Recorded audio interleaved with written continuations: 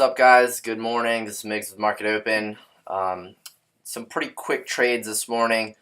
I'm so okay on how I traded this morning. I'm a little disappointed on what happened on Guild. Snapchat, obviously I did all right, but it's just I didn't really quite handle Guild the way, well, I didn't take the profit when I had it, and it was just because of a silly mistake. So that, unfortunately, that cost me like $120 or so. I'm not red on the trade, which is good. Green is good. That's enough to pay for commissions, but right now I'm just kind of watching it flush out, and it's kind of frustrating in that aspect. But I can't really complain too much. Got $282 out of Snapchat within 15 minutes. So let's go ahead and go over the trades this morning. As you guys can see, I got Apple, ESPR, Guild, Light, SKT, Snap, SSYS, and YumC. Most of them actually ended up not setting up very early for a short. The only thing that did look promising was Snapchat. So this morning, right at 9:33, I took Snapchat short, 750 shares. So if you notice here, it consolidated sideways basically for 3 candles. Next candle to break this consolidation should really be your entry. This is really where you really need to know what's going on level 2, and where you need to be able to know how to read it, because there's a lot of shares that were being traded right at that bottom of that range, right at 1122. So as it decreased, I added to my position. So if you guys will notice on here, I added initially went short at 750 shares right at 933. I added another 250 to bring me up to 1,000 shares at 938, and then I added another 500 shares right at 940. So it's just kind of scaled into my position as I saw it going my way. Now, next candle here, you'll see it spike all the way up, but it immediately sold back off. So my stop was actually up here at the top of the range at 1135.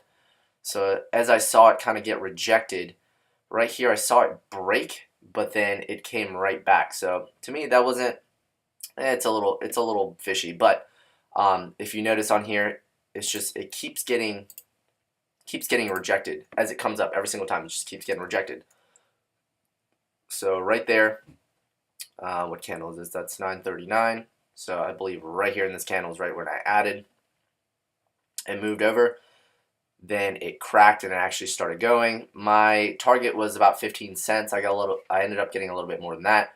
I covered, let's see here, covered 1,200 shares at 1101, 200 shares at the other 1101 and 1104. So I wasn't really willing to stick around past the 11. I had already gotten 30% more than I initially wanted. I only needed to get it down to 1105.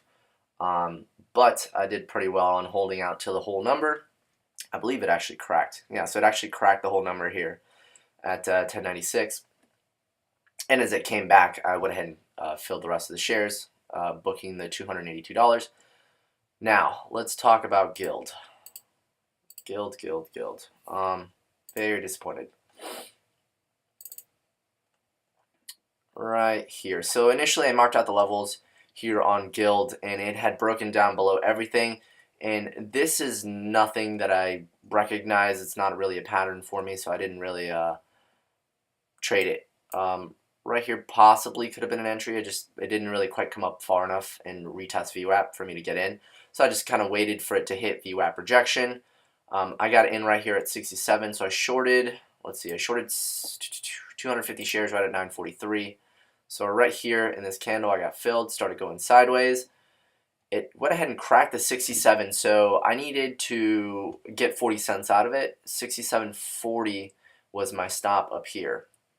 Now, if you notice, it actually, when it went sideways, it came down and it hit 66.4 or 66.60 and 66.55. What's the low? The low of this candle here is 66.54, and I told myself if it goes back up and over 66.60, I'm going to go ahead and take it.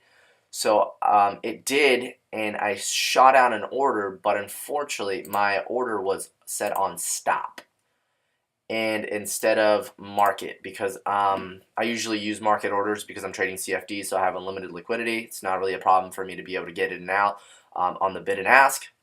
So when I sent out the order, I put it on I put it as a stop, and it was way up at like 67.40, which was, not really doable. So I really needed to have a market order or a limit order and just tell it to sell.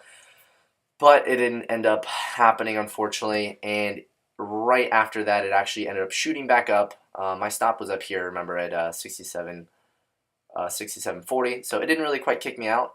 But with something like this, and I noticed that it actually had a little bit higher volume, as it came back down to around 67, I got out at, let's see here, got out all 350 shares right at 66.95. So, I made $3.50, enough to pay for commissions. That was a complete shakeout, and they succeeded on that one. I got shaken out of it.